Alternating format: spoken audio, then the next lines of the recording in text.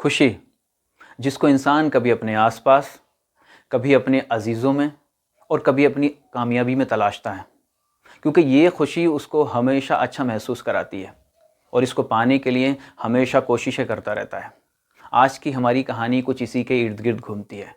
کہانی ایک بادشاہ کی ہے جو بہت لمبے وقت سے بیمار چل رہا ہے۔ سبھی حکیم، وید سب فیل ہو جاتے ہیں، اس کے باوجود بھی بادشاہ کو کوئی شفا حاصل نہیں ہوتی ہے۔ لیکن کہتے ہیں کہ آخر میں ایک امید کی کرن جاگتی ہے اور کسی نے پوچھا کہ بادشاہ کی بیماری کا ایک علاج ہو سکتا ہے۔ بادشاہ کو بتایا گیا کہ آپ کی جو بیماری ہے، اگر آپ کو کسی خوش انسان کی قمیض مل جائے یعنی شرٹ مل جائے تو شاید آپ کی بیماری کا علاج ہو سکتا ہے۔ اب بادشاہ کے لیے ایک کوئی بڑا کام نہیں تھا۔ بادشاہ نے حکم دیا اور اس کے سپاہیوں نے اس کی تلاش شروع کر دی۔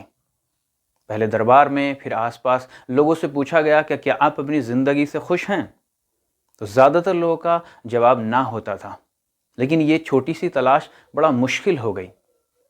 لیکن آخر میں ایک شخص سے ملاقات ہوئی، اسے پوچھا گیا کہ آپ اپنی زندگی سے خوش ہیں؟ اس نے کہا جی ہاں، میں اپنی زندگی سے خوش ہیں، ہم اپنی زندگی کو خوشی سے گزار رہے ہیں۔ وہ انسان ایک سڑک کنارے بیٹھ کر رسیاں بنا رہا تھا۔ سپاہیوں کو جب یہ پتہ چلا کہ ان کی تلاش پوری ہو جاتی ہے، ان سے پوچھا گیا کہ آپ کو بادشاہ سلامت نے بلایا ہے اور آپ دربار میں چلیں۔ اب وہ شخص ان سپاہیوں کے ساتھ بادشاہ کے دربار میں جاتا ہے۔ اس سے پوچھا جاتا ہے، حکیم صاحب بھی وہاں پر موجود ہوتے ہیں اور بادشاہ سلامت بھی۔ ان سے پوچھا جاتا ہے کہ کیا آپ اپنی زندگی سے خوش ہیں؟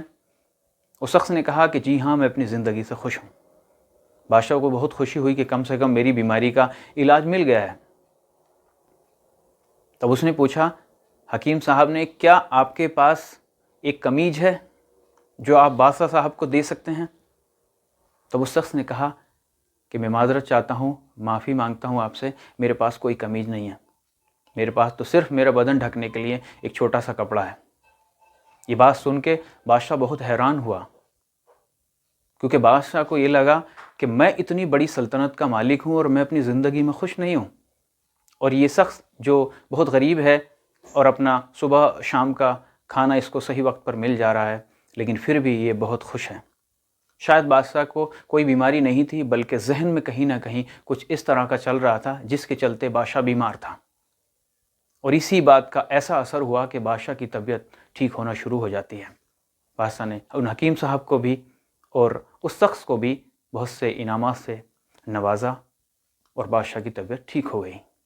اس کہانی سے ہم یہ سوچ سکتے ہیں کہ ہمیں جو بھی حاصل ہے ہمیں اس میں خوش ہونا چاہیے، ساتھ ہی ساتھ ہمیں خدا کا شکریہ ادا کرنا چاہیے، کیونکہ کبھی کوششیں تو انسان کرتا ہی رہتا ہے، ضروری نہیں کہ جو آپ کوشش کرتے ہیں وہ آپ کو ہمیشہ مل جائے ہو سکتا ہے آپ کو اس سے زیادہ بہتر مل گیا ہو، تو ہمیشہ خدا کا شکر ادا کرنا چاہیے۔ جیسے کہ قرآن میں بھی خدا نے کہا کہ لَئِن شَكَرْتُمْ لَزِيدُنَّكُمْ وَلَئِن كَفَرْتُمْ إِنَّ عَذَابِي لَشَدِيدٌ، یعنی جو لوگ خدا کا شکر ادا کرتے ہیں خدا ان کو بہت دیتا ہے، لیکن جو لوگ خدا کا شکریہ ادا نہیں کرتے سب کچھ ہونے کے باوجود بھی، لیکن تو اس کے لیے عذاب بھی بہت ہی سخت ہے۔ تو اپنا خیال رکھیں، خدا کا شکریہ ادا کریں ہر حال میں، اور لوگوں کی خدمت کریں جو آپ کر سکتے ہیں۔ Thank you.